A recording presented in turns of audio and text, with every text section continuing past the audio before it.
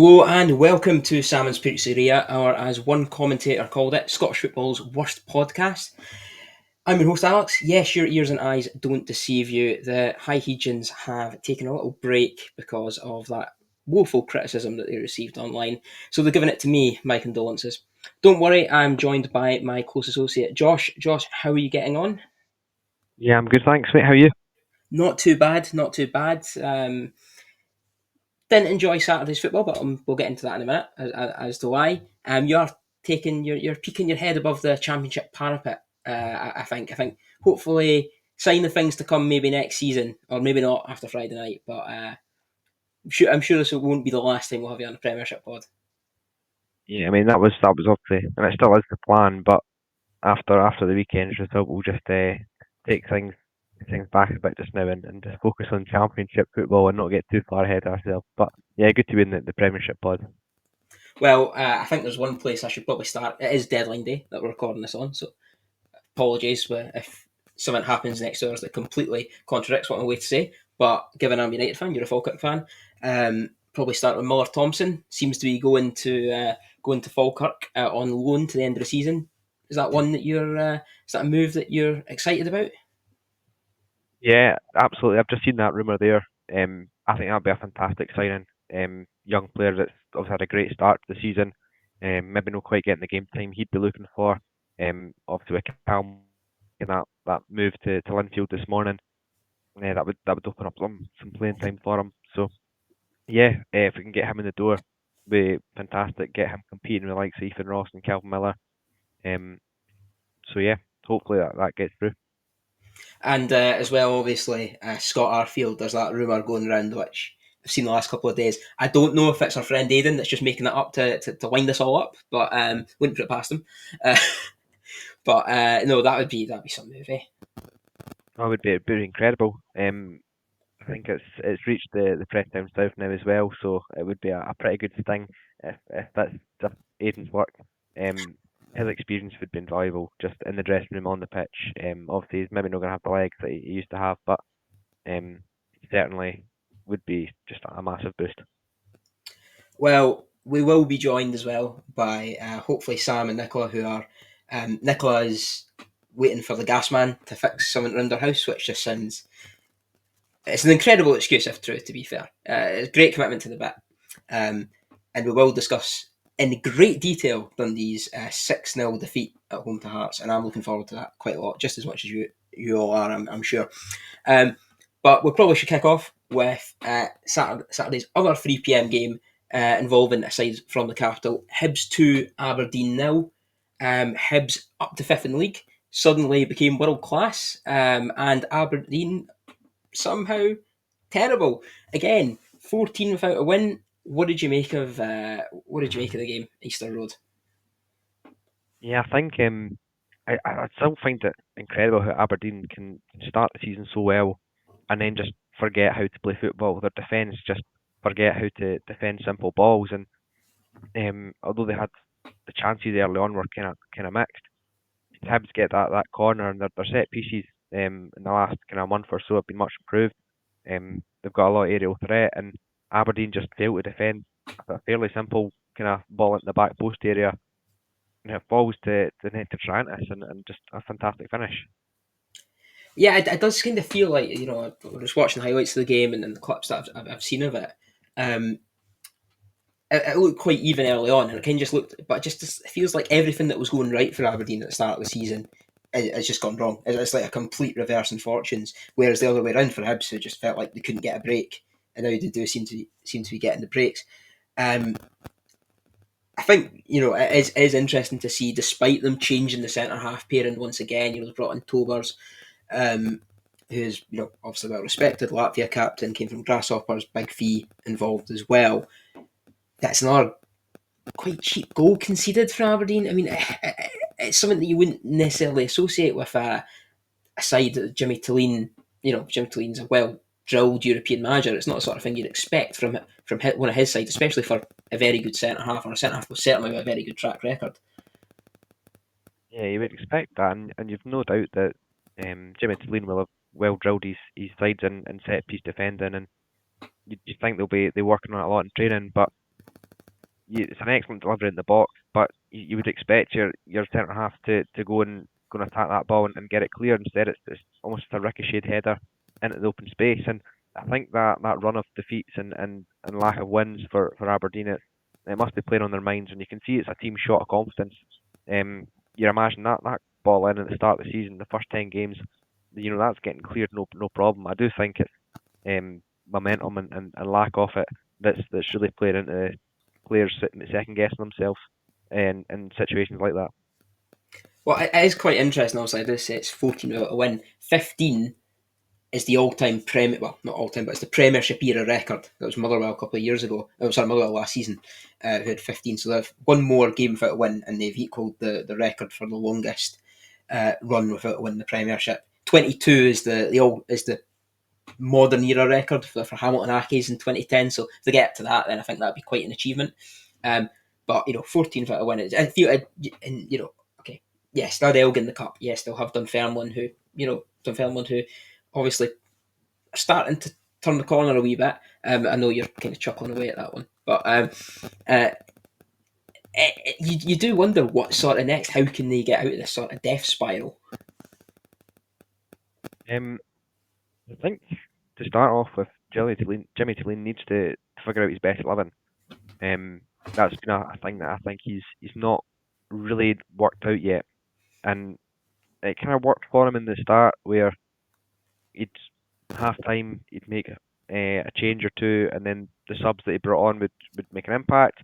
They'd then get to start, then he'd make subs that make an impact. But players, players aren't really getting to run the team now, and I think it's really he's chopping and changing too much. Players aren't getting into that rhythm, and I think he's just got to stick it out for a wee while and just say, look, you know, here's what I think the best team is. This is the players that are in the best form. Let's stick with them for a few weeks and really try and get some familiarity in amongst that team, because I think it's a lot of players that are trying to they're trying too hard to produce something. They just need to maybe play a bit more together, be a bit more gelled. Yeah, I think obviously they've brought in another player from Ferencvaros, so another kind of European style signing. And I hate using terms like they need to gel as a team, but it does feel like it's very they haven't, other than that very start of the season when Papagay was looked very good. Doesn't really look like they've actually had a consistent 11, and you're kind of thinking each week who's going to fall out, and is it the chopping and changing, which all Aberdeen reminds you of a side that are 10 points adrift at the bottom of the table trying to find what's right, not a side that's still only 2 points behind Dundee United and third and could be on for a fantastic season. And I find that I find it completely bizarre. I genuinely don't think I've ever seen a big side like Aberdeen, go on such a strange run of form from being excellent to terrible such a short period of time. Like occasionally you see it, well, like a Hamilton or St Mirren or even Dundee United on a couple of occasions, but you don't necessarily associate that with Aberdeen or Hibs or Hearts. You'd expect it to be, um, you know, fairly consistent. They'll have good form and bad form, but not quite as extreme as that. On the other hand, Hibernian looked in November like the most relegated football club in world football, and now are in fifth place and probably certainly favourites to be fourth at the very minimum, potentially even third. I mean, uh, compared to what we saw at the start of the season with Hibs, it's a complete role reversal. It's absolutely night and day, and you just got to credit David Gray and actually credit the board for sticking by him, because every week it was, oh, is this Gray's last chance, and the board were split 50-50, and they stuck with him, and he's really paying them back, um, getting that sword into the top half, and to be honest, they're playing like the third best team in Scotland just now. Some of the performances, Triantis, obviously he scored a few recently, but he's looking like a player reborn, uh, player that was originally quite shaky on the ball, when now he's driving forward with confidence. If you recall the game against Rangers, late on in that game, and he was just taking players on, trying skills, getting nutmegs, and just such confidence in the boy now. Um, he was taking a lot of criticism. So players like that, they've really stood up and been counted, and they do look like a brand new team. I think the Carden brothers are playing out their skin. Either side, their deliveries are really they're putting backlines under a lot of pressure, and I think that's where a lot of the problems are coming for the wide areas, and the Cardens are both putting on fine performances. No, for sure, and you've even seen it with Dylan Levitt, who's a player I've got a lot of time for. Obviously made his kind of name at United, and I think you kind of see what it's quite his story at United's been similar to the story at Hibs, where the first season he was playing in a side that was playing well, winning games, looked very good. Second season playing in a team that struggled, didn't look very good, and it's kind of been the same at Hibs. He's kind of been at a club that struggled and really not kind of got going. He's looked quite anonymous at times, and now that he's playing in a side that's playing well, he looks like an excellent player, or looks certainly back to the levels that we saw a couple of years ago. And you do see this as well. And Martin Boyle as well, seeing him, it's like 2018 Martin Boyle all over again. If only he went to Saudi 1 year later and got a bit more money. It's a very weird system, and I think there's a lot of I think happiness surrounds the Hibs support for David Gray, because I think nobody wanted to see a club legend like him be sacked and leave the club, especially after such a quite disastrous spell, is what it looked like anyway, being a very disastrous spell for somebody who's such a recent club legend to have been allowed that time, as you say. I don't think another manager would have been allowed that time, but to be allowed that time to sort of build something that looks like it's okay, still only February, but it still it looks like they could potentially be back in Europe at the end of the season. I think that's probably where the expectation is for Hibs fans now, which 3 months ago you would have got laughed at for saying that. But it's very interesting. Aberdeen's worries, I don't want to say worries, but worries going forward, I think, is something that's issues going forward with our top line. I think that's something we need to kind of touch upon. Peter Ambrose, not a player. Sorry. No, no fan. His first touch is bad, which is never a good sign when you see a Scottish Premiership striker with a really bad first touch, and you think surely there's more to his game. Something's missing here. But every time I've watched him play, and I've watched several times now, and I'm thinking, right, focus on it. Must be something he's doing that I'm not seeing. And he looks like the sort of signing that you would see like St Johnstone making a panic trying to stay up, Yeah. or and I don't know why he continues to play Aberdeen. Is it just pure desperation? Yeah, I think part of it, like no one else is really providing either. So he's getting he's getting his chance, but no strikers are taking it at the moment. Um, the deliveries into him maybe aren't the best, but you do expect a wee bit more from him. You just feel like maybe just strikers are huge confidence players. All strikers when they're scoring goals, the touch improves, and when they're not scoring goals, sometimes you just the touch runs away for them. Um, I think he's maybe just needing a few things to go right for him, but it's almost like what type of striker does he want to be? I feel like he doesn't quite decide that at times. Whether he's trying to drop deep too much or then try and play in behind, and he's maybe not got that pace that he should have, or that strength to bully his defenders.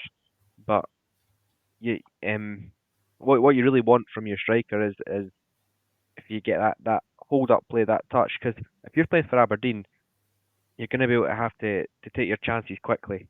Because in Scottish football you don't get time. That's one thing you don't get is time in the ball, where you're getting closed down at every opportunity. So he really needs to get that improved if he wants to basically continue getting a game for that Aberdeen side. Yeah, it's certainly something that I think Aberdeen fans are increasingly getting frustrated at. You can see it. You can see it online. You also can see it in the stand. I did love the camera operator, the TV director, focusing on that one raging Aberdeen fan walking down the stairs right at the end of the game. That was a work of art. That was exactly those are the scenes you want to see. And we'll get onto some bad TV or good TV directing as well with fans a little bit later. But chef's kiss. That's absolutely fantastic. Moving on to something that was maybe Well, moving on to rather than something that was a bit bad, something a bit good, or a good story certainly for the player and the team involved. Um, and that's Jota scoring for Celtic in their 3-1 win away at Motherwell. That was the Sky game on Sunday afternoon. Um, Interesting game, this. I think it's fair to say. I think obviously Motherwell are managerless after Kettlewell's departure, which I think probably a bit was a shock. I think a shock to some, and the fact that his job certainly wasn't under threat, being so high in the league, albeit having a bad run of form, similar to Aberdeen, and I suppose similar to Dundee United, which we'll touch upon in a minute. But I'm, I'm putting that off for as long as possible, so I don't want to go revisit that. It's very interesting to see how where Motherwell will go from here. Just we'll get to the game in a second, but did that surprise you seeing hearing that Stuart Kettlewell had departed? Surprised me that he resigned. I wouldn't have been surprised if he'd been sacked, to be honest. You go for a long run of defeats or games without a win in any football league in the world, and you're walking a tightrope, and there's no forgiveness in football. Um, he has gone through a spell like this before and managed to turn it around, so that's one thing he has in his favour. But obviously the the abuse he's been getting is probably just been too much for him, and you know there's a lot to be said about that. Fair play to him for being able to be spoken about it and try and maybe speak up for the issue. But I think it's a big loss. I think he's an eccentric character. I think he'll get a lot of his players. I think a lot of the players will put a lot of effort in for him. I think he's quite a player's coach, um, and I think some of his ideas are actually quite good. Obviously, it's not worked for him. I think some of it's been a bit unlucky. Look at the injuries that Motherwell have had this season.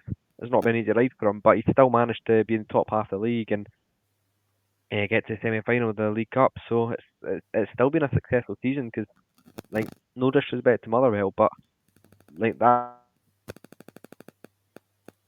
is a success. You can get a final in hand, and like that's a successful season for any club outside the Old Firm.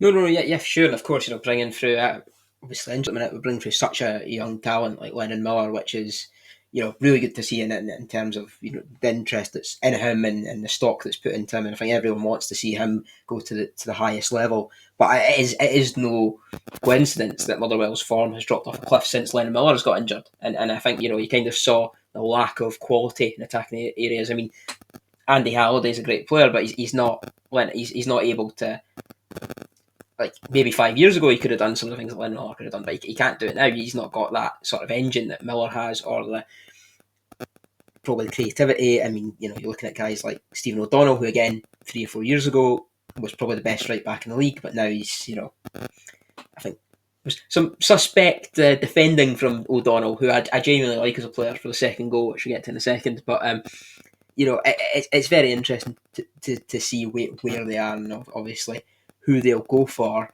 Speaking of, are you a little bit worried about McGlynn heading his way to ML1? No, not at all. Um, I was more worried about the Hearts job when that came up. Obviously he's a big gamble, John McGlynn. But with Motherwell, also with the fact his assistant Paul Smith's just taken a heart attack, Of course, yeah. and thankfully recovered. He's back to work already. But I think he wouldn't jeopardise the season the club's having by going away elsewhere. Also, I don't think he'd want to leave his buddy in a time where he's just getting back to his health. So I actually think that he'll be fine where he is just now throughout the season.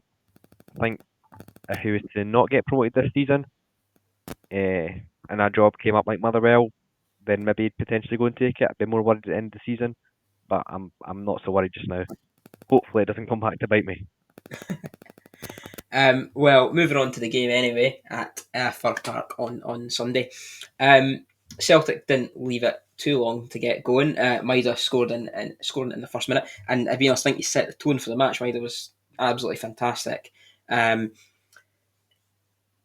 scoring up first, setting up the third as well. How much of a talent is sorry? How impressed have you been by Dyson Maeda this season?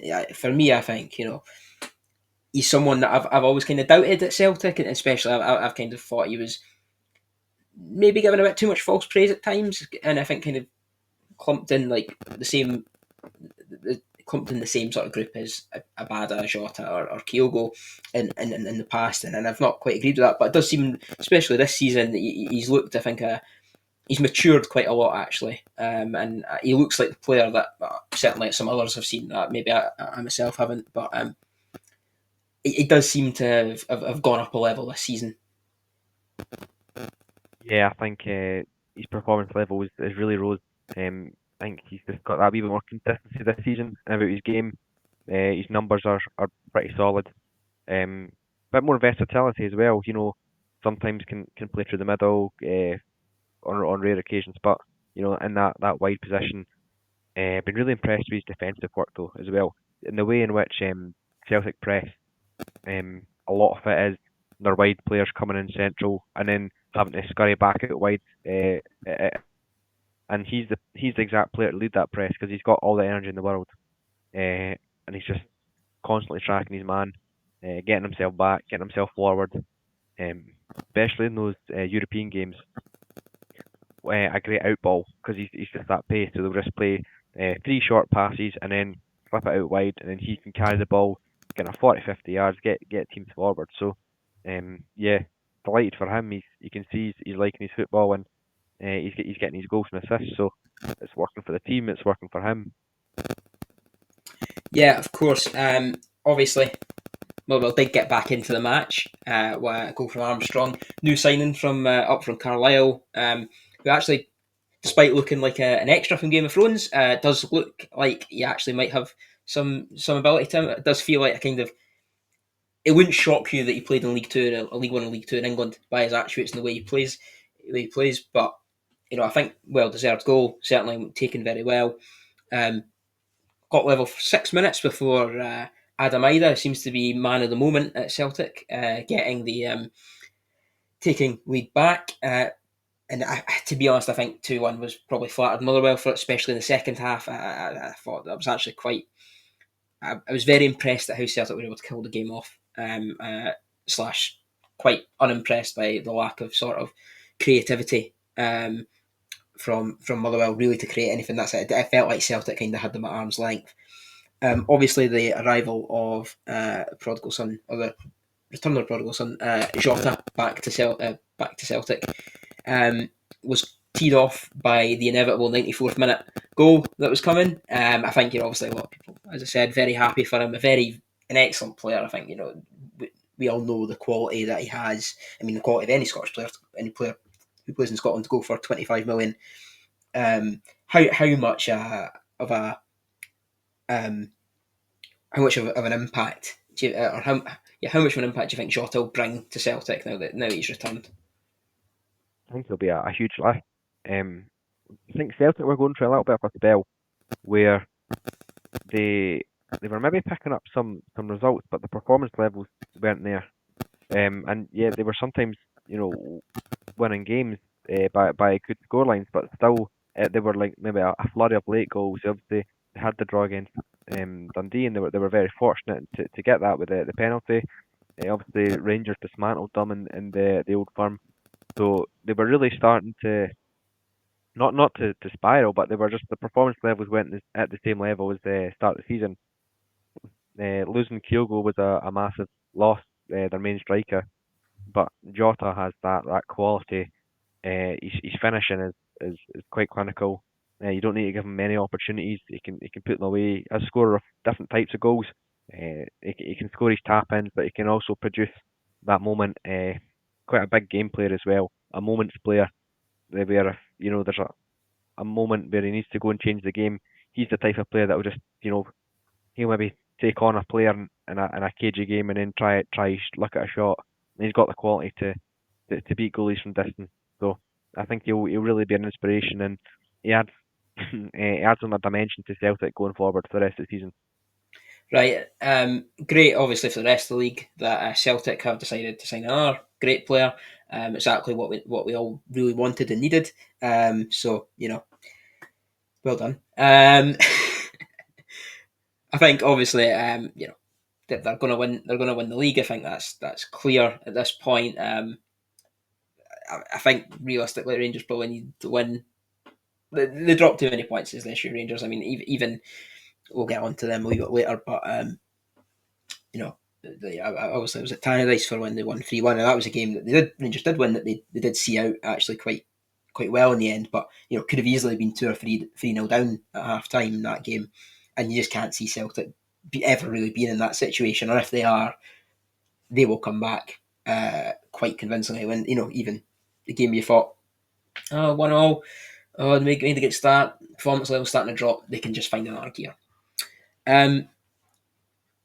Moving on, I think we've given Celtic enough praise because it's getting boring at this point. Moving on, just before we go through our next game, it is my job to give you a transfer teaser. This is one for you to answer in your time. Don't answer it now. John McGinn recently revealed that Dundee United were interested in signing him in 2015, but United opted to sign Rodney Schneider, brother of Wesley Schneider, of course, instead. But how many Premiership matches did Schneider play for the Terrors? How many Premiership matches did Rodney Schneider play for Dundee United? So let us know your answers in the comments below, or wherever your podcasts are, or send us a DM or a tweet at Salmon's Pizzeria on Twitter and Instagram.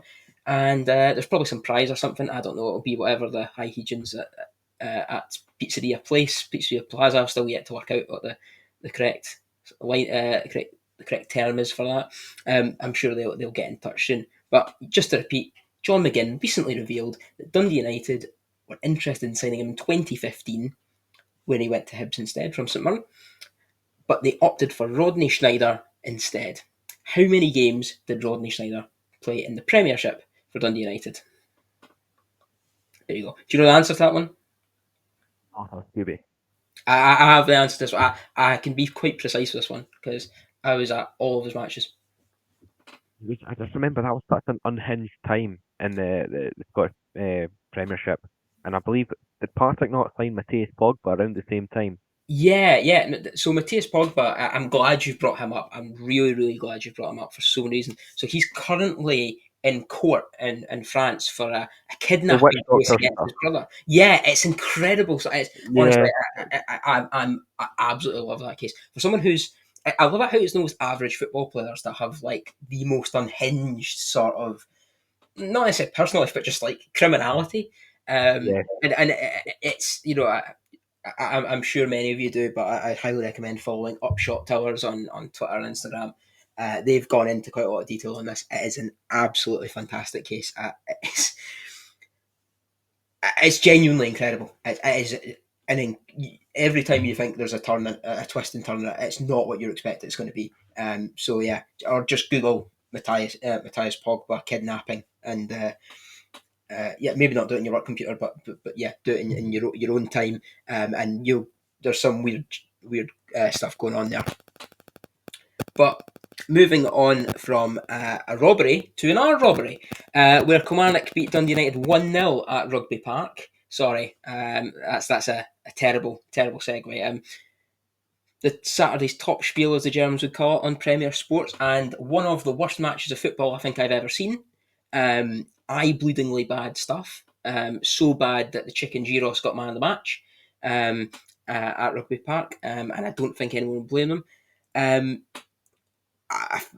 To say it was a match without quality is probably an understatement.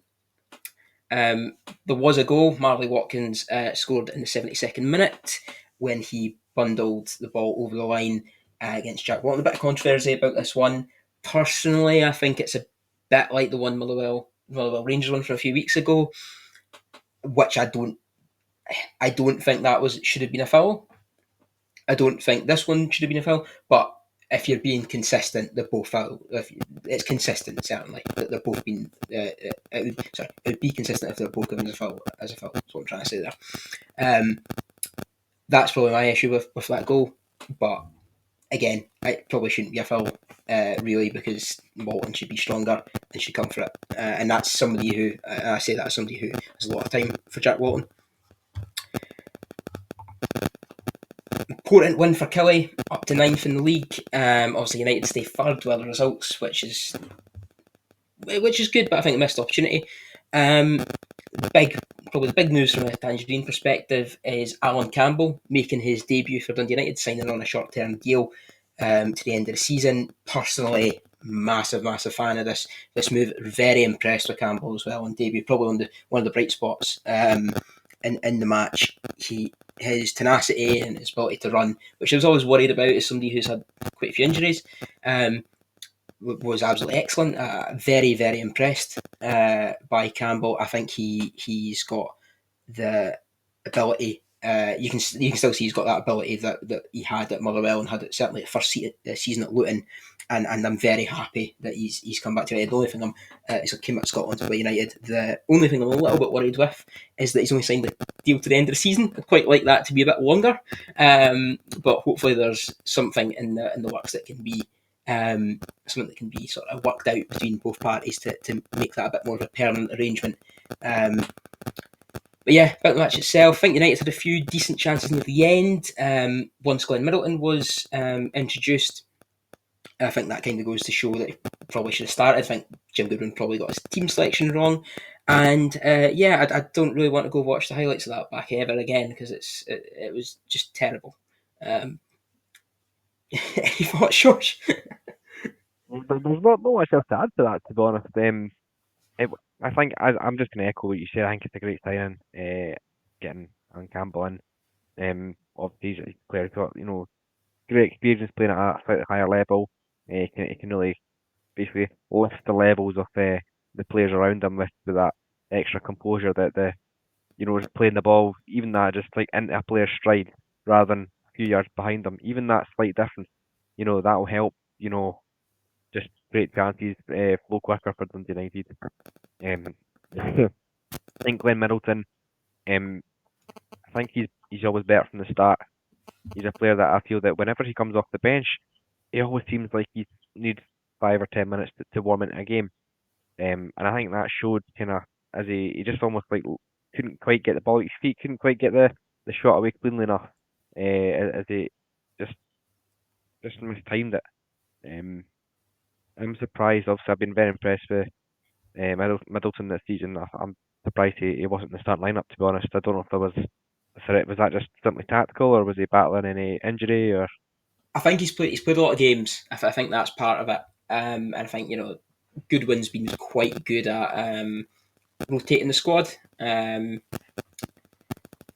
Maybe he thought playing Kelly it might be a bit more he wanted to keep it a bit more physical. I, I, I was a bit of a weird one, to be honest, especially because United don't play for 2 weeks, so I was a wee bit confused by it. It was the one some question I sort of had. I suppose as well, Rory Payton was starting, and he's still obviously we've got Payton, Campbell, and Fiorini all coming in January, all of which you would say are quality players, and certainly add to the squad rather than anything else. Obviously, Rory Payton very good at the Championship last season. Lewis Fiorini comes with quite high pedigree, and obviously a lot of people seen him play for Scotland under 21s, and he played in the Eredivisie, so he's certainly not played at a bad level or anything.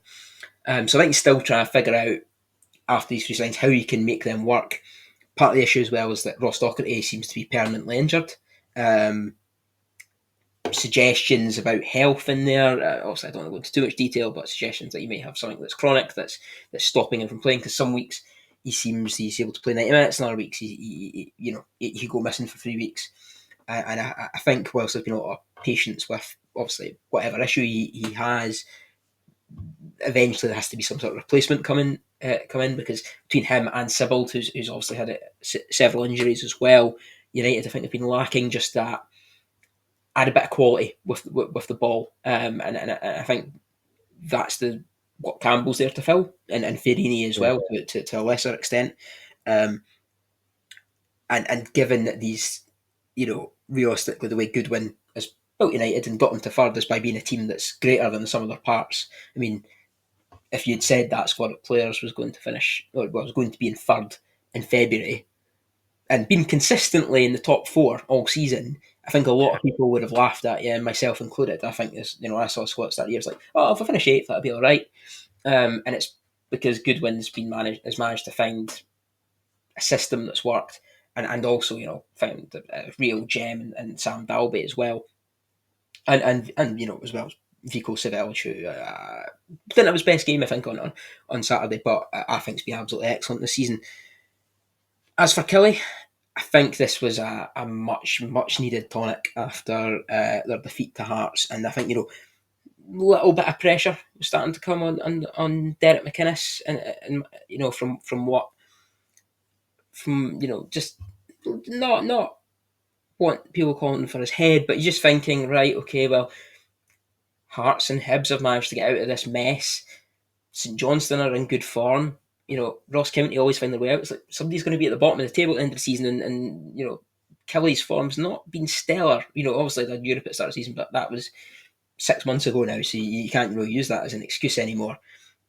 I think this is what they desperately needed to win like this. I think this is probably a huge moment for them to step forward. I think there's a lot of players on that side that you would say that shouldn't be in that situation. I think like Sir Bobby Wales, who I think has been very impressive.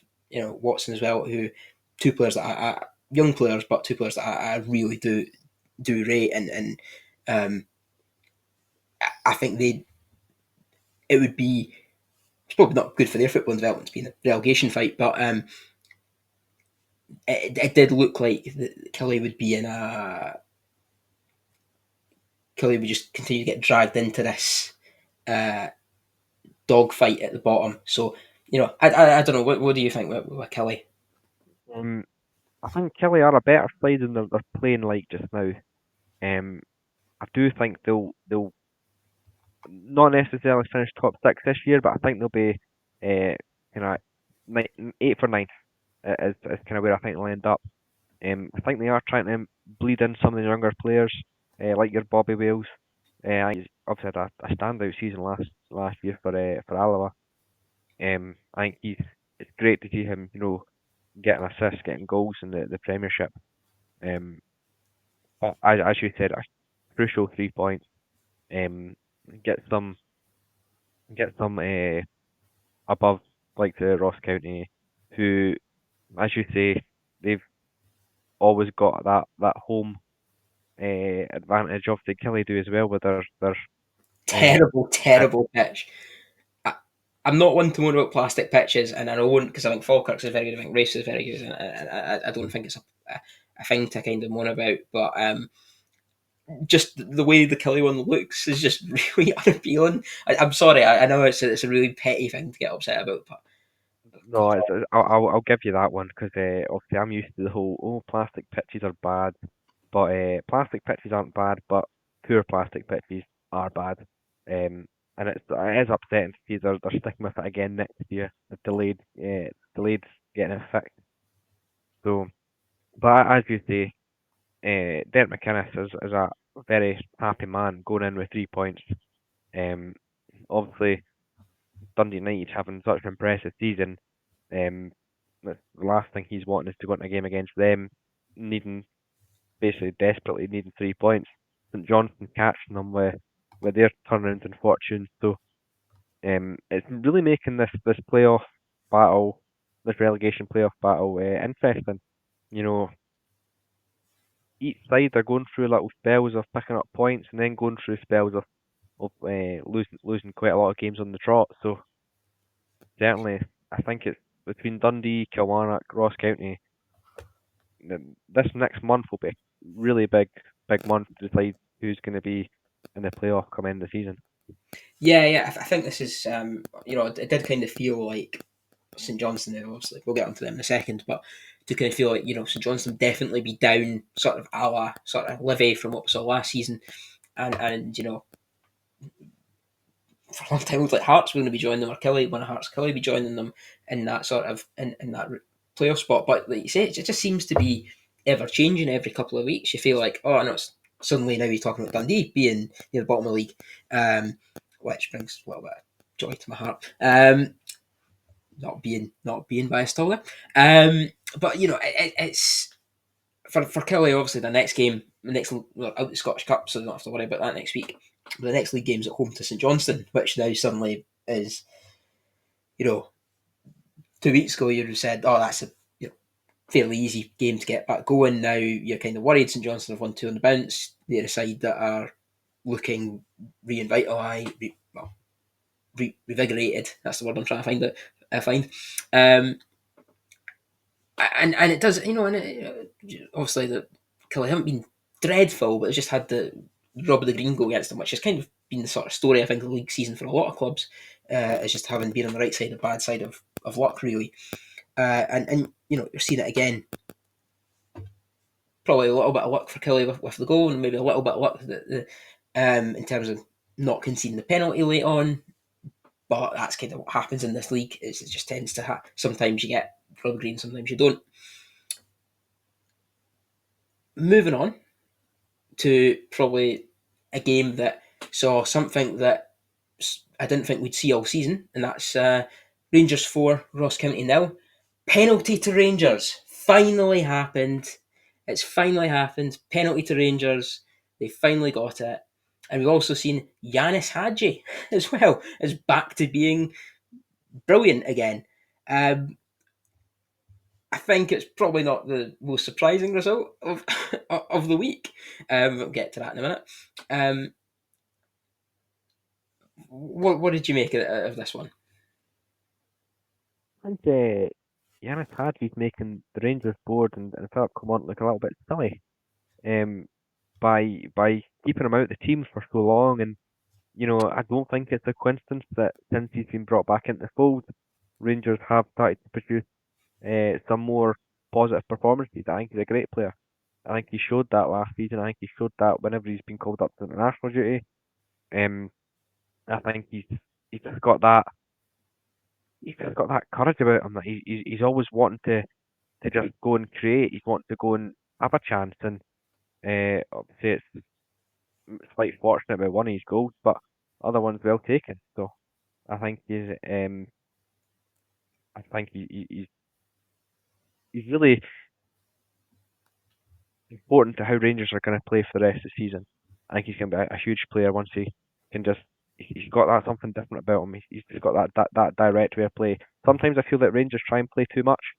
It often ends up just they try and play a pass too many, and then it ends up going backwards, or they try and rely on their fullbacks too much. Yefty or Tav or whoever's playing to try and drive them forward, but sometimes they just need to fire it out slightly quicker. And I think that's what Hadji wants. He wants the ball quickly, and he wants to go and do things. Yeah, obviously Rangers sort of came into this on the high of making the top 8 to the Europa League, which was obviously dramatic in its own right, and I think well deserved. I think they've played very well in Europe this season, and they were unlucky not to beat Tottenham at home, which normally would have been a big achievement. Not so sure about current Tottenham, but I think it obviously is quite weird with Hadji, because obviously he was left out of the European squad, the 26 UEFA man squad, or how many ever it is, I think it's 26. So he did kind of come into this with a little bit of freshness that our players may not have had, having played against Union Saint Gilloise on Thursday night. I think it does seem, I'll get onto Ross County in a minute, but it does seem that they've just got that extra bit of confidence. Like obviously I spoke about them at Tannadice a couple of weeks ago. That's a game they lost. Suddenly there's a bit of a fight for second. They're 7 points ahead of United, who have been pretty consistent all season, and then all of a sudden they're qualified for the top 8 of Europe, top 8 Europa League, which was probably surpassing expectations, to be fair. So they skipped 2 games of the Europa League, which would have been tough. They've got they're 16 points clear. They've got or whatever it is.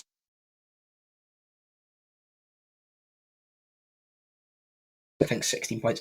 They're in the last 16 of Scottish Cup, last 16 of Europe. They're suddenly not everything's rosy, but it does seem to be a bit more stable. than it was looking. I think it was looking just.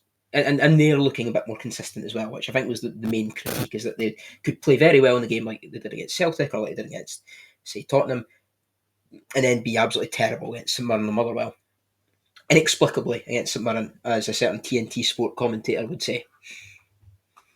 Yeah, I think like Rangers fans just need to chill out a bit and just be a little bit never too high, never too low, because I feel it's always like one extreme to the other. It's either like manager out, we're playing hope with the worst team ever, to then we're gonna win the league, we're gonna win everything, and they just obviously their achievement in Europe. I think it's incredible. It's good for Scottish football. I always have a laugh that I root against the Old Firm on a Saturday and I root for them in midweek. Um, but for them and the games they had to some of the teams they played against, the results excellent and got to tip their hat because the way they started this season, if you were to say they were to finish eighth in the Europa League group phase, they laughed at them because they started the season really poorly. Well, they lost to Dynamo Kiev quite convincingly in the end, who finished Didn't look fourth in like the scoring. Europa League. Yeah, and they scored one goal in 2 games, and it was a last-minute header, I think, from memory. And then that Dynamo Kiev side got battered pretty much in every game in the Europa League. I think they lost to Riga, to RFS of Latvia, I think, or they might have drawn with them in the end. But point is, the first 36 out of 36 sides. So you were thinking, no, this Rangers side, seen that drop, might not even get in the top 24. Now I'm in the top 8. So obviously the demolition of Nice, who I think might have been the worst side I've seen in any competition this season, is that Nice side. They were god awful. Um, and somehow also qualified Rangers for the top 8 by drawing the Bodo Glimt, which again, still don't quite understand how that happened. But um, yeah, I think one of the key things, and I know he didn't have his best game on Sunday, but I think one of the key reasons that they've kind of had this change of change of fortunes, is Hamza Ignomani.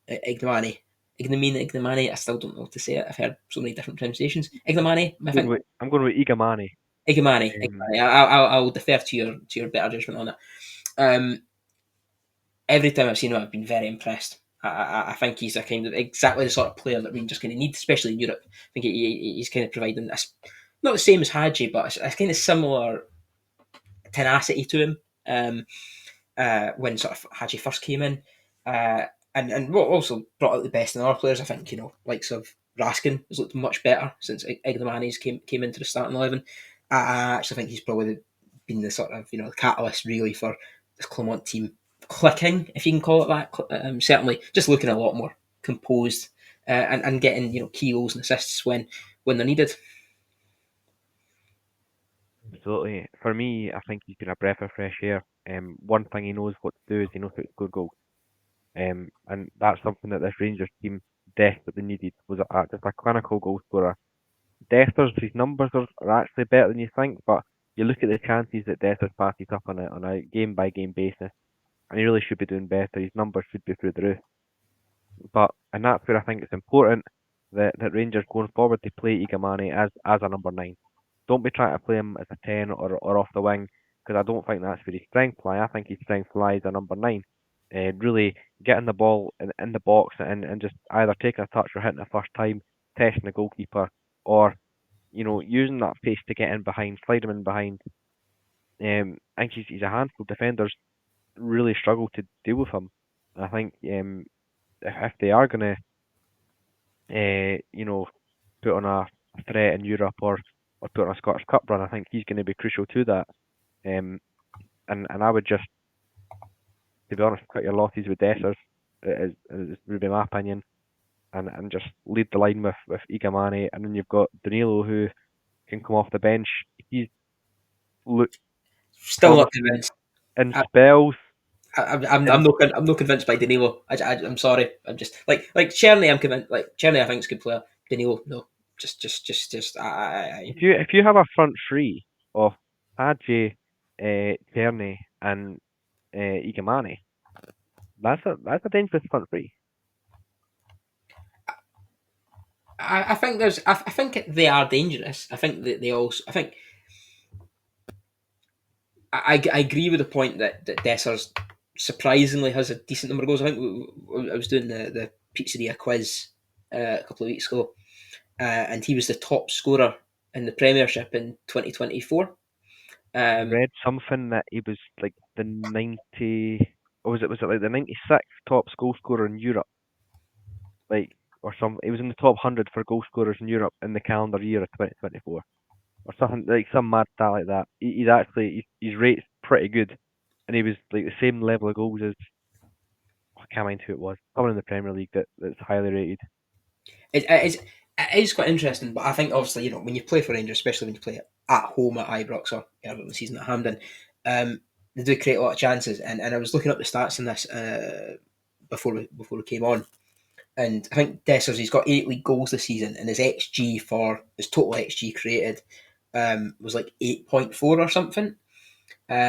So basically, slightly underperforming. Whereas like Sam Dalby, who's got 11 league goals, his XG is like the same, 8.4 or something. So he's overperforming, and he's playing in a worse team. And he's not and he wasn't signed, but he was signed to score goals, but he's never really scored a lot of goals in his career. Whereas Dessers, playing number 9 for Rangers, the expectation is you get 20 a season, in the league every season. And I was like thinking, yeah, that makes a lot of sense because he does score goals, but it's like you say, in the league, at home to Ross County, you can spurn chances. At home to Fenerbahce or away to Fenerbahce in Europa League, you can't afford to do that. Um, then again, Turkey is a small country, so we don't, that's one for Cal in the group chat. I think you'd be happy with that one, especially Galatasaray, small club. But that I, I think we are. I think we are starting to see something of Rangers sort of click, and realistically, probably the expectation now is decent, semi-finals of Europa League, and a cup, and win the cup, and close the gap on Celtic. I feel like the Rangers fans probably won't accept anything else, but it looked like it was like a night. It was a matter of when rather than if Clement was going to be sacked. Now it does feel like he's given himself a stay of execution, certainly to the end of the season, and then you know you could maybe see him like, right, okay, to finish second convincingly, if to finish, you're starting to see him maybe win back the fans, which I didn't think was going to happen. Yeah, I'm surprised by it as well that the amount of fans are now turning back to Clement in. Um, I'm surprised he survived, to be honest. But fair play, he's actually doing all right. I think for me personally, I great think Steve was John Futar back. Playing pretty well. Obviously, he got his goal. But I think he was one of Scotland's best defenders in the Nations League campaign, and for him to be fit again, and playing in a Rangers side, um, that's the best thing for him, and probably the best thing for Scotland as well. Yeah, I totally agree. It's great to see him back. Obviously, getting the goal. It's important for him as well. He's I think there was obviously I saw him come through at United. I saw him lose his car in airport once when I was on a flight back from. That was quite funny. After playing Bohemians in Ireland, that was weird. But he is a. I think you can see how he's matured as a centre back from being a player that had propensity to do some nonsense in the edge of his own box, especially at United and especially at Hearts when he went to now. You can. And he still occasionally does it, but I think he's a lot more composed, and his aerial threat is actually something that you don't really think about, but yeah, he does have that added dimension in the box at attacking corners, and I think we're seeing more and more like Scotland tend to score a lot of goals from Scotland point of view. Tend to score a lot of goals from like second balls into the box and stuff, or late free kicks and stuff we saw in the Nations League, or late crosses into the box, and he's someone that can provide that, and I think that's really important when you go into a qualifying campaign where it's a group where Scotland could win it or finish third, or hopefully not finish fourth, because if finish behind Belarus, then Jesus. But it's with a number of games against teams that are very similar in quality to us. I would say, like Greece, I think are very similar to us in a lot of ways. A bit more attacking, but similar quality and similar level. he's a player that can provide, I think, just a different outlet. And I'm very much looking forward to him. Looking to County, I'm starting to worry. I'm starting. I'd be starting to worry if I was a Staggy. It's down to 11th in the league, which, okay, I suppose Ross County are all usually going to be in one of the bottom four places in the league at any given stage. But everyone else seems to be picking up points. Everyone else seems to be turning corners, and you're just thinking, right, where's it going to click for County? And I'm struggling to see that. You look through who they're going to play next, and you're thinking, I don't know if they're going to win that. Oh, I can't see them winning that, or I can't see them picking up points there. Oh, I'm not sure about that. And suddenly you're thinking, right, this is a County side that look like they're going to finish, probably be safe, finish 8th or 9th, with everyone else um, clicking into gear. County not making any big signings like they usually do, probably because, I think it's been quite well documented that Roy McGregor's not spending the money to the same extent that he used to, which is probably for better in terms of long term health for County. You are starting to think, oh, maybe they're the ones that are going to be in trouble. Yeah, you're quite right, and I wonder if perhaps what's happened to their kind of local rivals Inverness, uh, or slightly more local rivals, should I say, and the way that they kind of mismanaged their money and their administration, is that maybe you know played into the fact that Roy McGregor's not wanting to splash the cash, um, because that's kind of been the cycle the last few years. Ross County struggle, bottom or 11th, and then gets to January, and it's basically a brand new defence and attack, and then they somehow pull the rabbit out of the hat once again, finish 10th or 11th, win the playoff, repeat, recycle.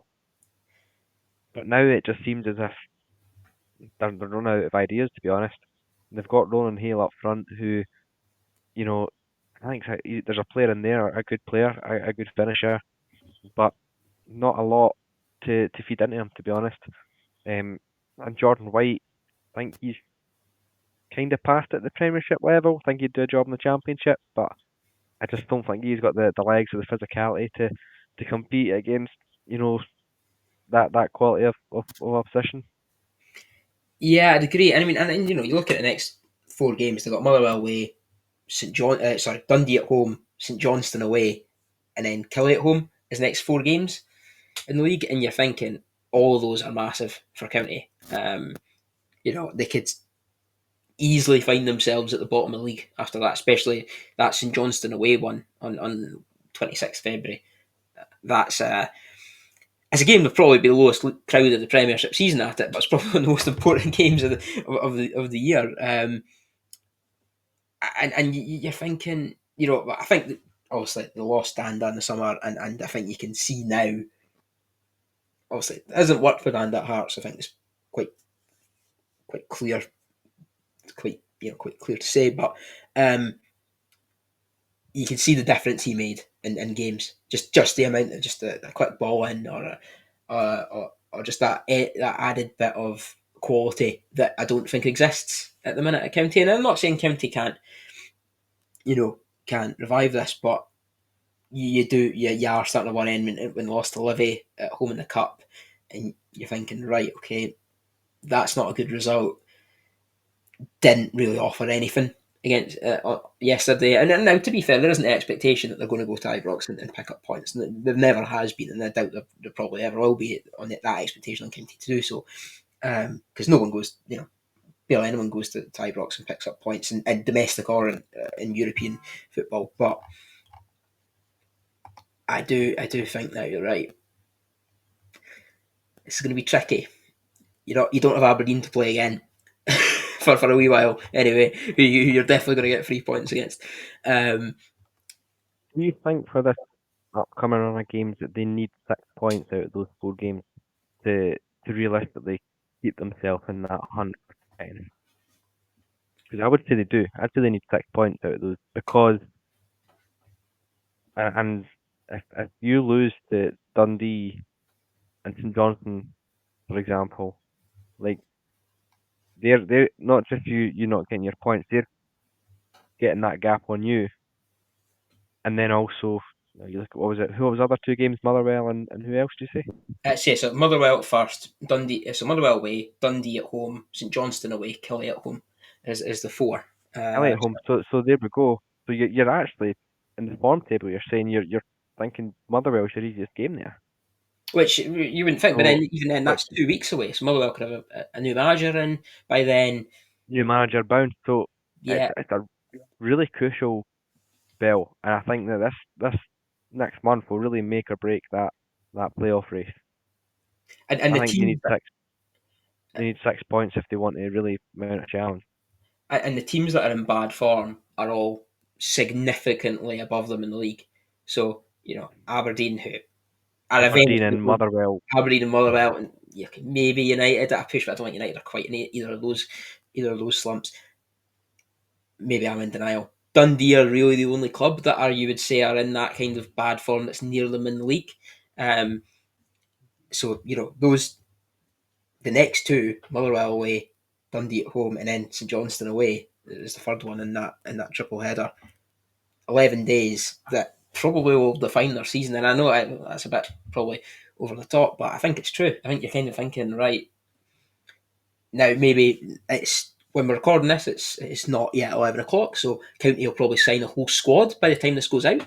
Knowing their deadline day antics, I've not seen. I've got Scott Burns on push notifications, which is what I always do during January. And I've not seen him tweet anything out yet about Ross County, so I could be wrong. But yeah, it's interesting. But talking about another team that got hammered, Dundee 0, Heart of Midlothian 6 on Saturday afternoon. Oh wow, dearie dearie me. Unfortunately, Nicola's not here, so I can't laugh. Um, eh, I really don't know what to make of this. I think it's probably the worst display of defending I've seen in the league this season. Not the worst ever, but certainly one of the worst for a number for a while. I think Shanklin took his first goal excellently. That was like Lawrence Shanklin from that was like From last season or 2 seasons ago. That's like peak Shanklin. And it's actually good to see him back to scoring and actually looking confident in front of goal. Because it's been sad to say he's been a shadow of himself. And hugely probably a big problem as to why Hearts have been struggling this year. But to see him back scoring, goals with quality is excellent. yeah, and I think Spittle as well, two excellent United men, getting the goals at Dens, which is always nice to see. I think Spittle's someone who has. I think there's certainly been effort. I don't think any of the Hearts fans would say there's been a lack of effort from Spittle, but there's been times probably a lack of quality and a lack of probably being used in the right position. I think Critchley's now started to tweak the system to get the best out of Spittle, which I think is probably what you need, which should have been done at the start of the season under Naismith. But 2-0 up early doors, and I think Hearts thoroughly deserved to be so. And it wasn't just two bits. Yes, there were two very good goals, but you were the Dundee defence left a lot to be desired for both goals. And then the second half, it was like the floodgates had opened. And I get you're trying to push forward and you're 2-0 down, but the defender and the goalkeeper, I think, for the fourth was horrendously bad. I think it was Trevor Carson that was in goal for Dundee. Yeah, it was. It was, yeah. Just drop the ball. It's like when you're coming for a cross, any doubt whatsoever when you're coming for a ball as a goalkeeper, put your fist through it and send it as far away as you can. But Don't go try to flap about and drop it. That's the worst thing to do. it's somewhat of a trend at the minute because we obviously saw O'Hara last weekend. We saw Jack Walton do it as well, and I think there was another one recently, which I'm going to forget. There was one other one that I'm trying to remember who did it as well. But was it Doohan? I think Doohan did it as well for one of the goals. And I've never been a goalkeeper in my life. I'm 5'8". I've never been picked for goalkeeper, so maybe I don't understand it. But I find it bizarre when players don't just jump and punch for it, just try and volleyball slap it away when you're the tallest player on the park to stop anyone coming for a ball and completely alleviating yourself of any pressure. I find that I get maybe you're 2-0 down, I think 3-0 down at the time, you're trying to get the ball, go quickly, get a counter attack, get back in the game. But sometimes I'm surprised that maybe I'm overthinking it. It's just a complete Danny Baker gaff. But it, it's just it's I find it baffling, honestly, how when goalkeepers make those type of errors, having been traumatised from seeing Mark Brigitte do it every week for a season.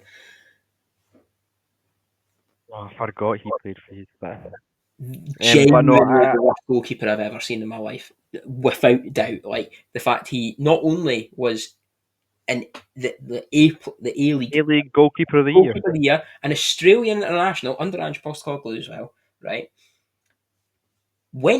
Bought for money, actual money, not just a little bit, like 300 grand or something. I think it was something like that. I don't remember the exact fee, but it was certainly six figures, right? So decent amount of money. And all of this, it just could not goalkeep, could not could not do the basics of being a goalkeeper.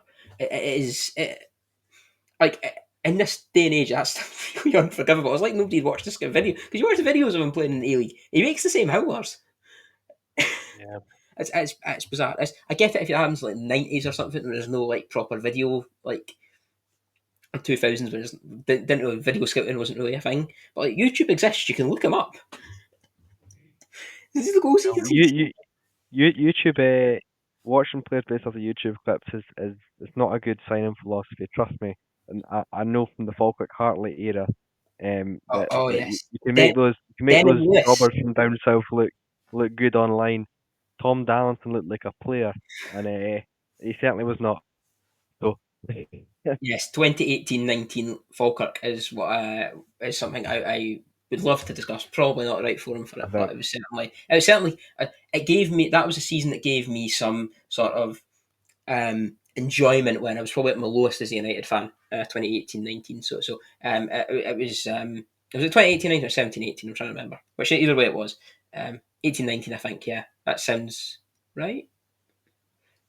Either one. It was at a time when United were very bad, and it was good to laugh at someone else. Um, anyway, continuing on. So Hearts do seem to have turned a corner, and Critchley and Tony Bloom's supercomputer do seem to have actually found someone in Kabanga that I think looks a player. Looks a really good player. I got all really excited by him. Also excited by Jamie McCart as well. Um, Obviously we know how good he is, having seen him play in Scotland before. But selling Kai Rolls, who I think was very good, but selling him for 600 grand, buying Jimmy Cat for 70 grand. Great bit of business, I think. There, great bit of player trading, even if it's at a lower level. And I think they've probably made an improvement by getting McCart in, and someone who is very competent and a very good defender. yeah, I think it's been excellent business. I think McCart's a proper solid player.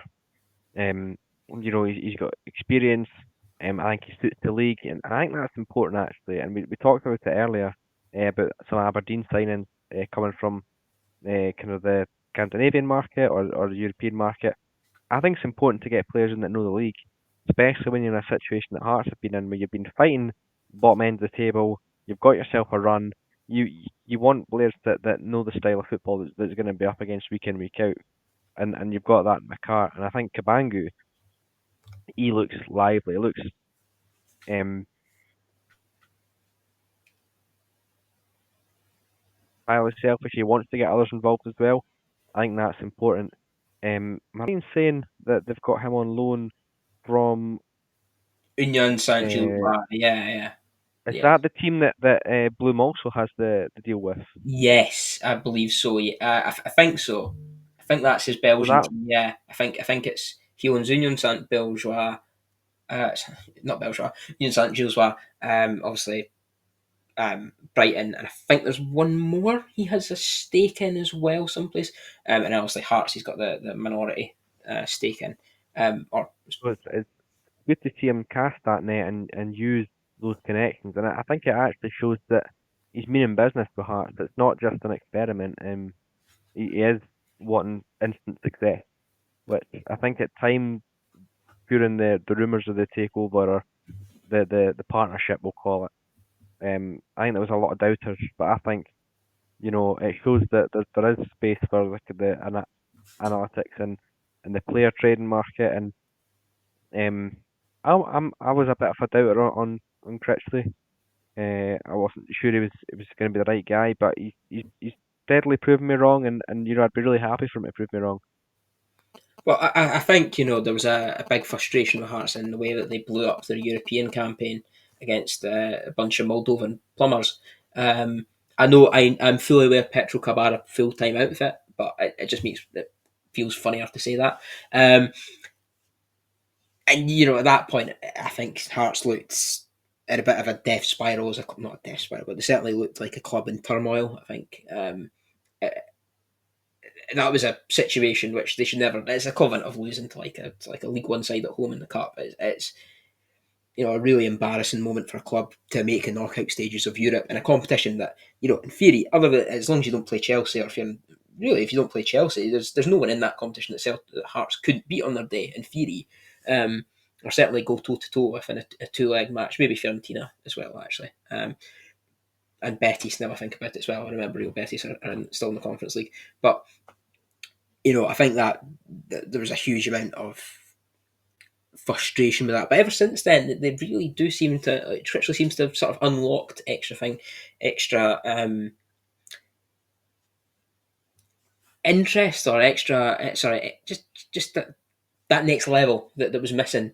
Obviously, the return of Benny Bellingham has really helped as well. We saw that at the weekend. Who's someone who I think everyone thinks it knows is a very good player, but fitness has been the issue there. Um, Shanklin, there is a rumour that Shanklin seems to be going to Coventry. That's the one rumour I've seen this evening. Could be nothing in that, but he is a player that is out of contract at the end of the season. So maybe he is trying to play. Maybe he's got into either. If he doesn't go tonight, maybe he's thinking that he's got 6 months to get a deal someplace. Otherwise, I don't really see who's going to take him. Like for the whole year, if he's kind of gets a couple like 3 or 4 goals to the end of the season, he'll have a whole year of like what 6 Premiership goals. He's not really going to attract. He's not going to attract Rangers, which was I think the where he probably wanted to go, and I don't think any really big English club was going to come in for him. And he's obviously had the experience of going abroad, and he heard the clubs that are interested in him. Clubs like second tier clubs in Turkey, which is not exactly where I think any player particularly wants to go or will ever get paid.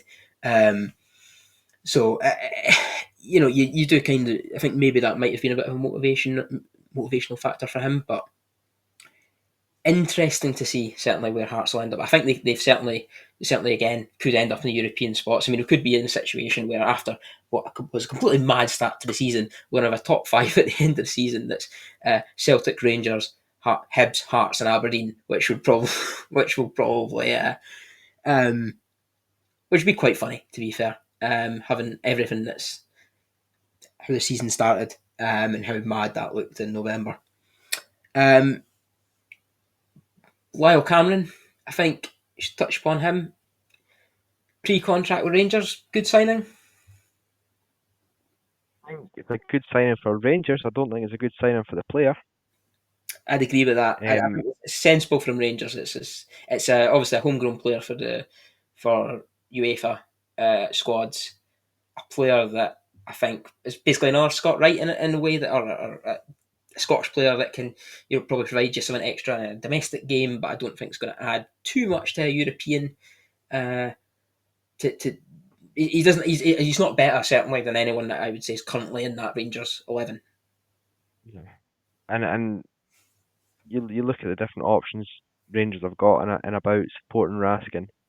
Because I'm assuming that's where Lil Cameron would play is neither the 8 or is the 10.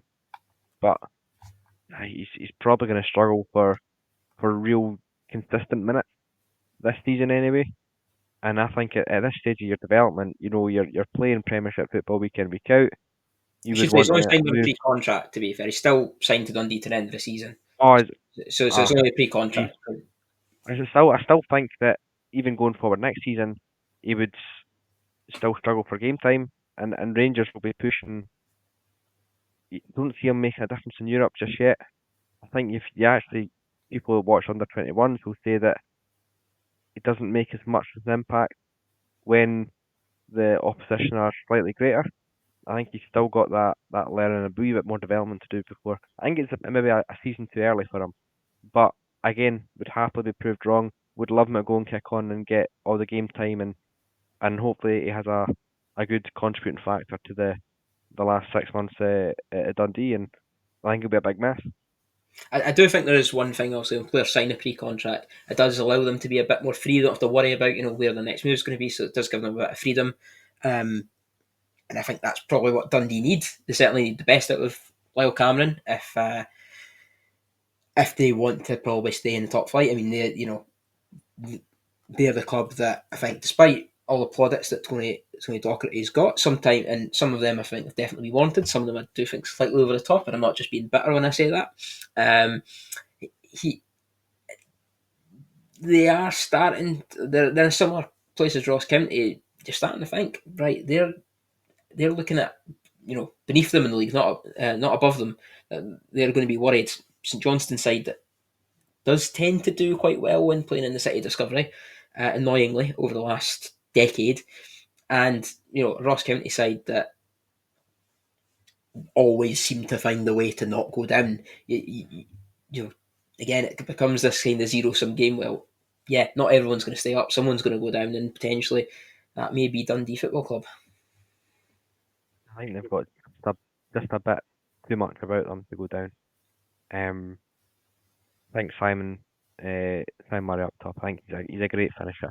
I think he offers so much in terms of not just his goal scoring ability, but his strength, his ability to hold the ball up, to bring others into play. I think he's an all round good striker, and I think he'll be crucial in keeping them above the drop zone. I think they will do enough. I think they've got players like Silla as well, that Mulligan, that are they're tidy players, that they're good at their role. They don't try and do too much, but they fit in the cog that works. Um, so yeah, I think they'll be fine. I think it'll be tough for them. I think the defence has been very poor, especially last month or so. I know they're missing a lot of their defenders. I know they recalled Luke Graham that I wasn't happy about. But hopefully players like that will step in and man learn from mistakes like letting their man run off them in the derby. I think I agree on Murray. I think Murray's he's a Dundee fan, and he absolutely loves it. Yeah, and he loves the derbies as well. You see it. You see how much he loves scoring for Dundee against United, and I was but didn't quite like United fans giving sticks. I'd be doing the exact same thing. I'd be going right up to the Derry if I'd scored at Dens and cupping my ears and doing all sorts, and probably get sent off for it. I probably I think there's a lot of questions to be asked about the defence. I think they concede a lot of goals, and that would be my worry. As if Murray goes off the boil, if Cameron maybe has that, maybe he's got new freedom because he knows where he's playing next year, or maybe he kind of goes, well, I don't want to get injured, I don't want to ruin my chances of playing when I go to Rangers. If those players go for the boil up top, which we've seen with other clubs, obviously seen what's happened at Aberdeen. We've seen earlier in the season with Hearts, with Shankland going off the boil. Defensively, they look very porous at the back, and you saw it in the derby. I think that was the last clean sheet was the cup derby, and I think you'd say they were very lucky to escape that without conceding at the end. It was one of those nights where it certainly wasn't United's night, and you were thinking, right, there's going to be a goal coming just by like nature of how many shots there's a goal, and Carson having a fantastic game, which he didn't have on Saturday, to put it mildly. So I would slightly worry about Dundee. I think, like I say, should have enough quality to stay up, but it's one of those ones where Murray gets injured. Yeah. I'm not. I think there's a lot of players that I think I don't think they've got a good squad. Put it that way. I don't think defensively good enough, and I don't think they've got a particularly deep squad, which some other teams do have. I think it's time to reintroduce John McCracken, the starting lineup instead of Carson. But he's thrown a couple in as well, so that's the thing. So his form's completely Because gone. I know when he went into the Scotland squad, that's when his form fell off a cliff. So just don't And play for then Scotland is what we're finding out here. yeah, so I don't know. I think maybe time to this might be the time to say, right, Carson, take a wee breather. You've not had a great time. Let McCracken back in, give him another wee shot. I think they just need to try something. I think I'd probably agree. The one thing I would say as well, teams that go down tend to have issues at the back in terms of goalkeepers. That seems to be the one consistent theme throughout the last few seasons. And Teams with good goalkeepers don't go down. exactly, I think you've seen it with St from Johnson, point of view. Mitov, that's why they survive. Well, Mitov, Aberdeen, and Mitov, St Johnstone, and Mitov, and you see what happened when Mitov was injured. Aberdeen, Ross Doon wasn't as good. You saw it with Dundee United having Jack Walton compared to Papadom wrists, and various other goalkeepers. Having someone solid at the back, I think, just provides you with that, and it provides your defence with confidence as well. I think certainly a lot of truth in that. But moving on to before we move on to a final game, I do have some transfer news actually that has apparently Oh, broken whilst they've been on.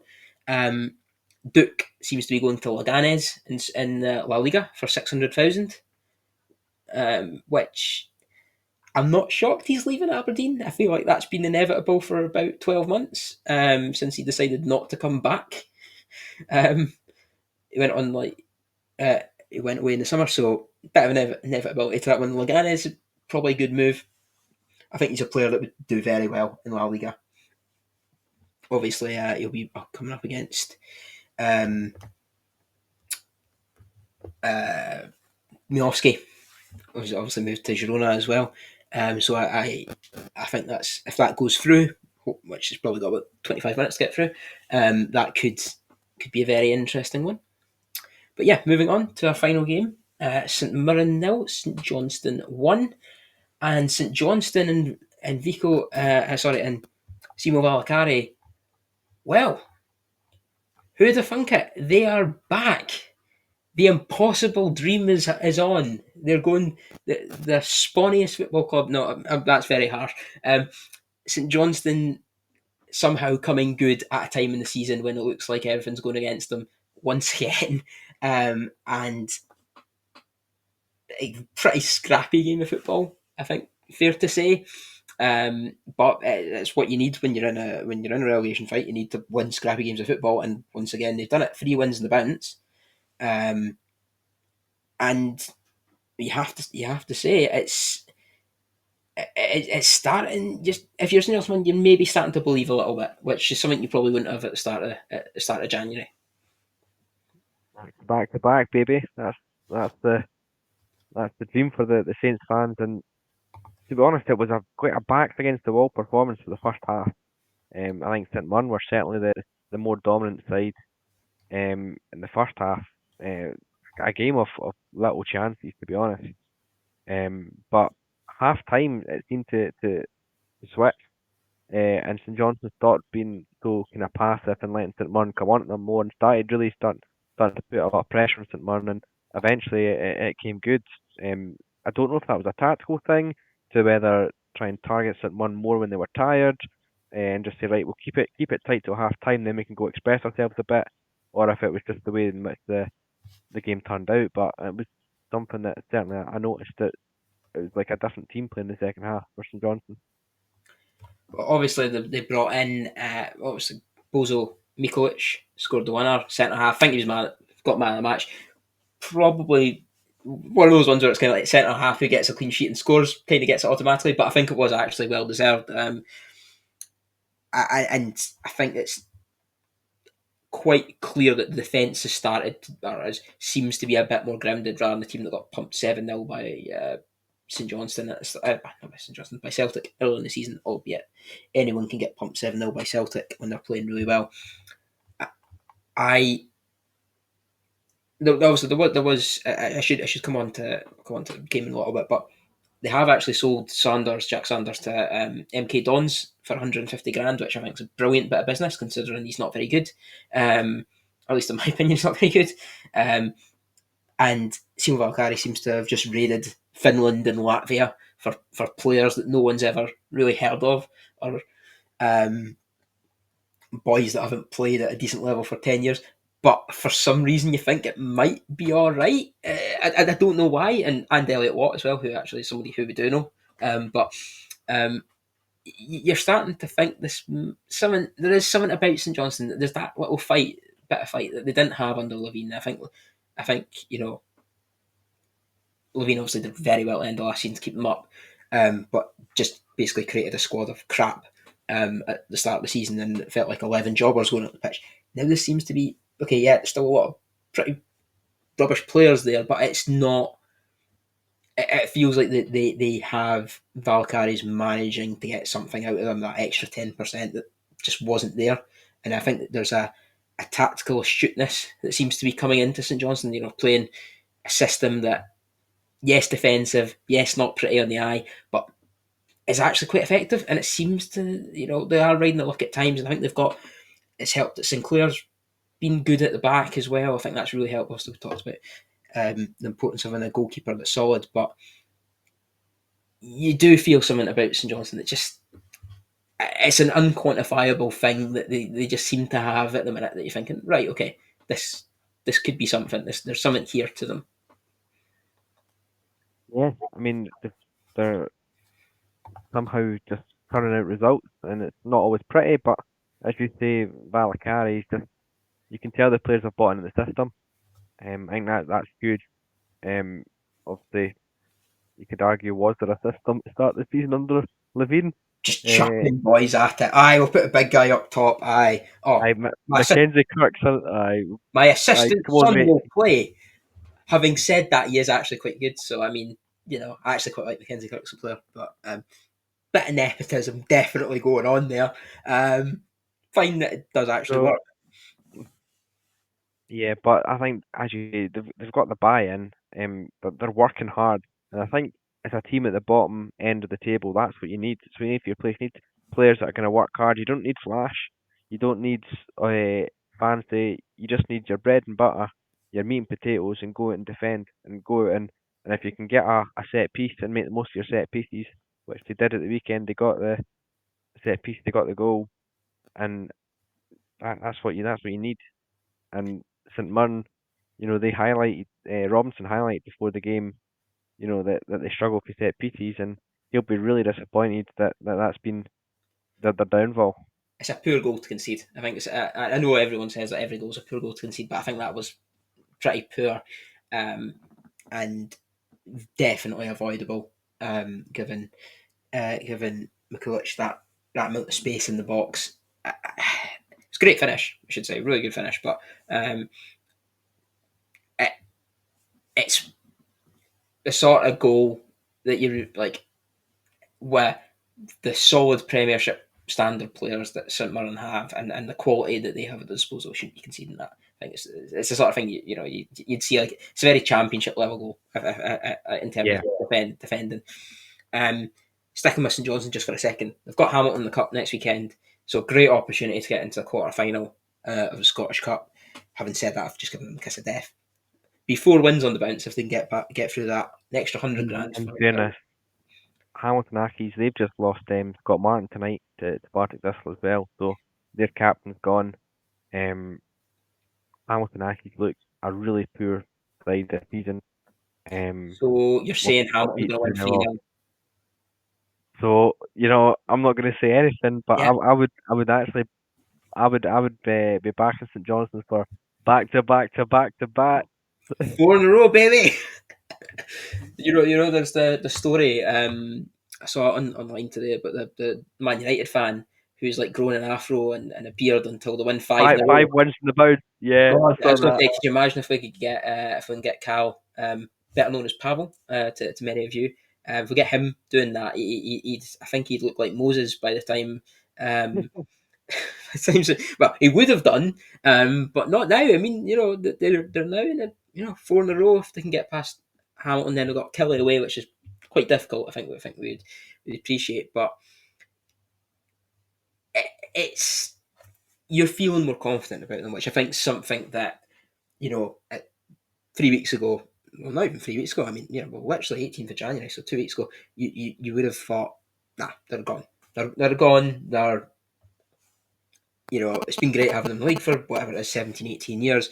But, they need a year in the championship to reset. And, there still was a good chance they'll go down. And this is still, this may just be a false dawn for them. But it's certainly more of a fight than I think a lot of people were expecting. And I think Valkyrie certainly got a bit of buy-in from the fans as well, when things looked like they were going terribly wrong. And it looked like they were going to have a Livingston or a Dundee United 22-23 style season. They've managed to right the ship, which is certainly, I think, well deserved, given that it's for Adam Webb's first season as well in charge of the club. I think that was obviously quite a difficult transition for the Brown family to take a step back. So, it's interesting for them, certainly. Moving over to St Mirren, unfortunately, I still don't really know how to quantify St Mirren as a club. It feels I've seen quite a lot of them this season, and I still, I mean, they could have had a penalty in this game. I mean, I don't know why. They're chucking the toys up the pram, declaring VAR needs to be ran by other people than the SFA, which I don't quite see how that works. I'd love to hear the practicalities of that proposal. But I mean, I think they've certainly lost a little bit in the magic that seem to start with, but there's still quality in that squad. I mean, I think guys like Mandron, Olasanya are excellent attacking players for the Scottish Premiership, and for certainly a mid-table Scottish Premiership side. Interesting to see where Robinson can take them on, though, to the end of the season. If you look at the season as a whole, they're doing all right, considering they lost half their squad to court cases, etc. I was trying not to say that. But I think the front line, as you say, is good. I'm a big fan of Olasanya. I think he's actually one of the better strikers in the division, and I wouldn't be surprised to see him get a move in the summer to like a championship club down south. I do rate the boy. I think the back three for St Mirren, I think they're solid enough, but I think that's where their room for improvement can be. I like Gogic. I think he's a solid player. Obviously, you wouldn't play him in a two, but I think he's great in the middle of the back three. He's got that aerial threat as well about him, and he's a good threat for set pieces as well to go and try and get one on the other end. But I think their defence is probably something that they would really try and sharpen up. Yeah, he's a bit of a thug, but I mean that in the politest way possible. Partly because he probably battered me, but no, I think he is the sort of I think of kind of Callum Butcher. It's probably the similar type player. Butcher's probably more better slightly for the forward, but he's that physical presence that I think everyone in the league as a fan you kind of hate.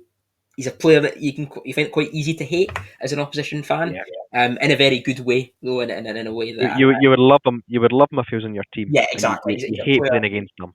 He's a player that I've said off. He played for United, I absolutely love him, and I think everyone in the division, the Hibs fans loved him when he was at Hibs most of the time. I think it was a few times where he cut out, but interestingly, you do say that on the defence, they have signed Ryan. I'm going to butcher this. Ryan Alabiso from KV Kortrijk, and see, you can do the Flemish stuff easy.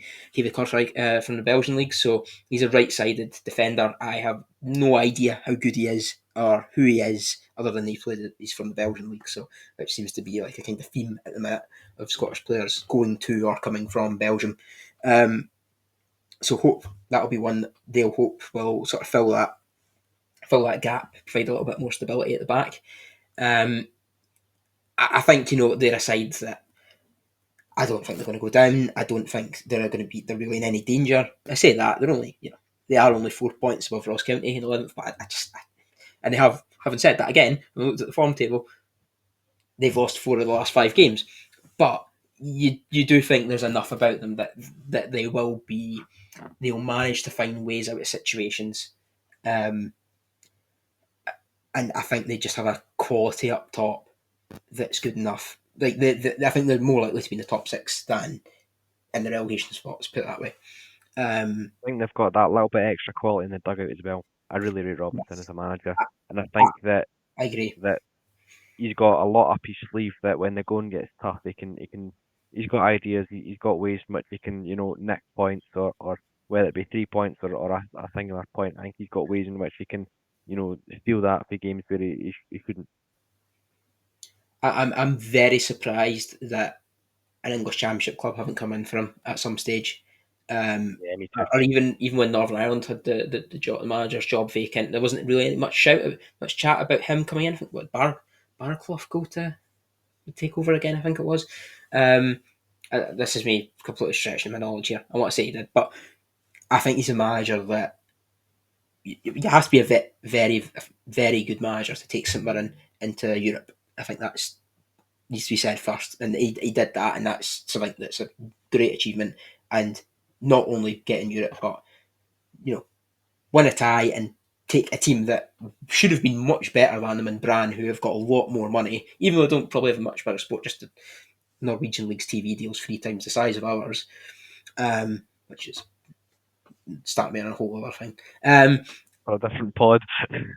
That's me going full SPFL Mediawatch there rather than which I'm not supposed to be doing here. But yeah, the way they looked very good in Europe, and they've looked okay at times. I think obviously against St Mirren have not they've had issues off the park with players, and I think that's clearly affected the way the season's gone. I think obviously if you had Rooney and Van Veen there or thereabouts actually in the squad playing games, then yeah, they probably wouldn't be in eighth. They'd probably be a bit higher up. They had quality there, so it's trying to replace the bodies that they lost in ways that I don't think anyone would predict at the start of the season. And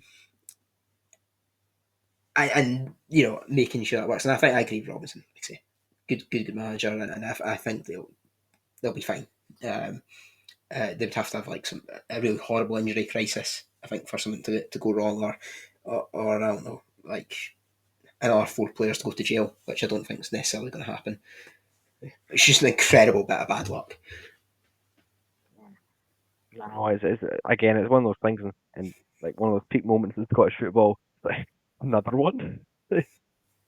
It's the sort of thing as well. It's like I hate the sort of prison FC chat that you see on Twitter all the time. It's grim. I think it's quite because it's obviously these are serious charges that they've been accused of. They've not just done something stupid. Like they've done something stupid, but it was clearly a crime in every instance. But it's like the one with, I think you might have seen the clip on social media of the Welsh second division player getting arrested whilst he scored a hat trick. He celebrated and he gets arrested when he gets because I think he was wanted in connection with a burglary. Try saying that with a Scottish accent. Robbing someone, and yeah, I think that's quite